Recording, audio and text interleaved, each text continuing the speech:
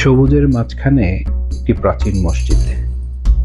অবিশ্বাস্য হলেও সত্যি, 1502 সালে এই মসজিদটি প্রথমবারের মতো আবিষ্কৃত হয়।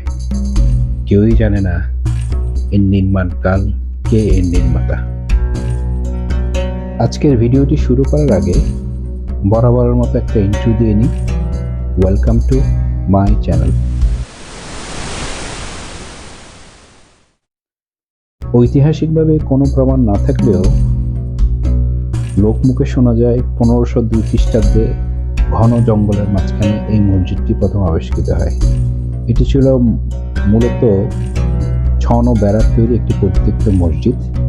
সেই সময় এখানে প্রচুর জিনের উৎপাত ছিল।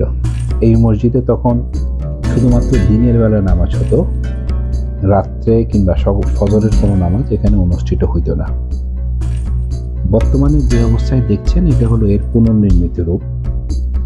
2012 সালের দিকে এটি পুনর্নির্মাণ করা হয়।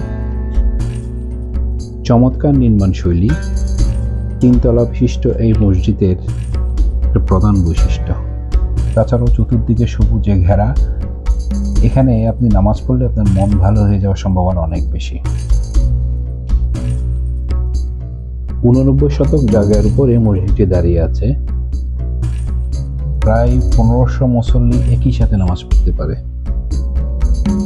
এর নির্মাণ ব্যয় প্রায় 3.5 কোটি টাকা মতো। মসজিদটি ফটিকছড়ি লেলাং ইউনিয়নে অবস্থিত। এটি মূল সড়ক থেকে 100 মিটার ভিতরের দিকে যেতে হবে। বন্দর রাজা শাহী জামে মসজিদ হিসেবে অত্যন্ত সুপরিচিত। গায়েবে মসজিদ হিসেবেও এটা পরিচিত। আপনি যদি এখানে যেতে চান, ফটিকছড়ি বিবিরহাট হয়ে সোজা লেলাং আসলেই এই মসজিদটি দেখতে পাবেন। আশা করি মসজিদের সৌন্দর্য আপনাকে মুগ্ধ করবে। প্রিয় ভিউয়ার্স, আশা করছি পুরো ভিডিওটা আপনি দেখবেন। যদি ভালো লাগে please like, share and subscribe my channel. Thank you.